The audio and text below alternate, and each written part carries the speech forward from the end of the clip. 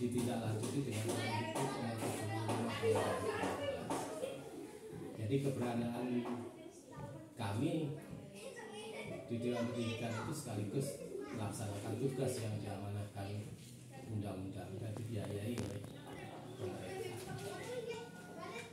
Dan yang kami lakukan itu salah satu tugasnya ya untuk kami menghimpun, kemudian menganalisis, kemudian memberikan rekomendasi nantinya terhadap saran, kritik, masukan dari masyarakat.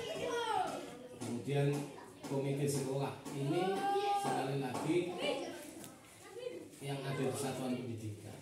Jadi koordinasi dan konsultasi ini memang komite sekolah itu pada tugas. Maka kita melaksanakan kemarin melakukan workshop, komite. Kemudian tindak lanjutnya kemudian seperti apa, pemahaman dan implementasi dari pelaksanaan workshop, pelaksanaan peraturan Permendikbud nomor 75 tahun 2012.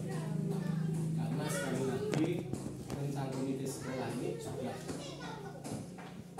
pernah viral, kemudian jadi persoalan di masyarakat, utamanya kemudian berkaitan dengan yang dianggap komite sekolah itu kemudian melakukan pungutan, dan itu wali kota Surabaya Mas Emil pernah menyampaikan, tapi itu kemudian ternyata prakteknya juga ditegaskan.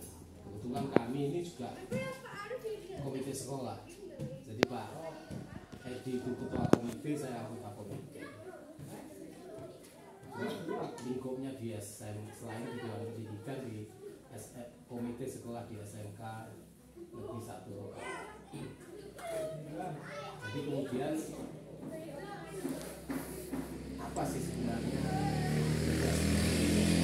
komite sekolah? Salah satu tugas yang menjadi perdebatan itu adalah penggalangan dana.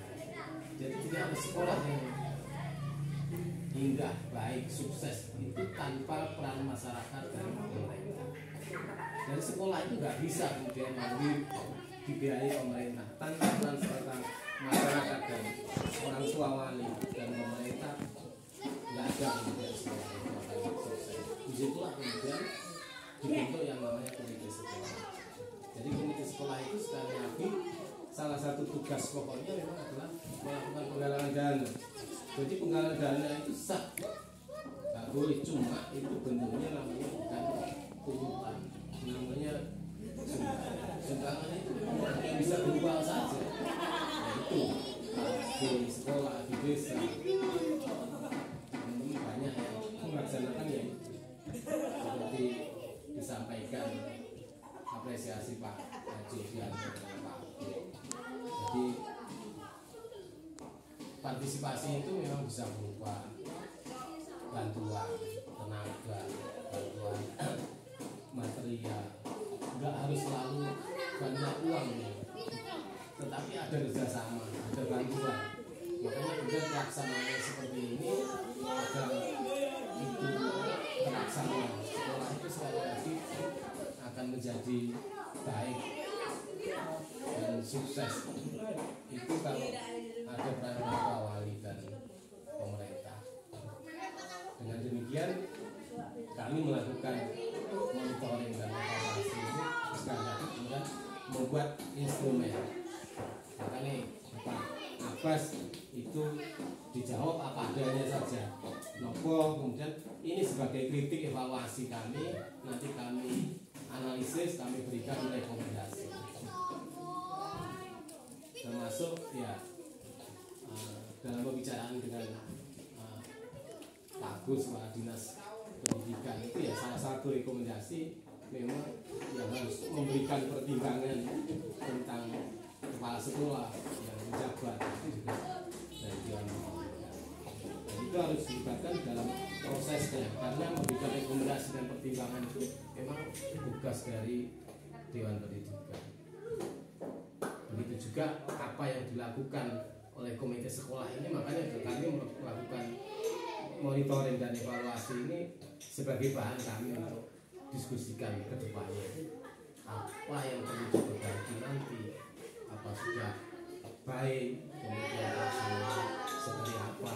Makanya kami kemudian meminta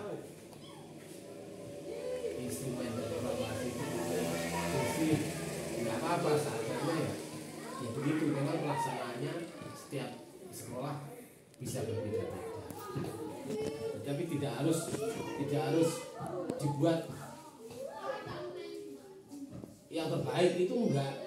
Jadi kalau dibuat yang terbaik kami enggak ada evaluasinya. Jadi mungkin yang harus diperbaiki dari masing-masing satuan pendidikan itu apa gitu. Kemudian kalau semuanya dikesankan sudah selesai, sudah baik, tugas komite sekolah enggak ada kendala, ya sudah, ya berarti kan yang perlu kami rekomendasikan itu saya kira tambahan pengalaman saya Pak. Nanti sekali lagi mohon kemudian ya itu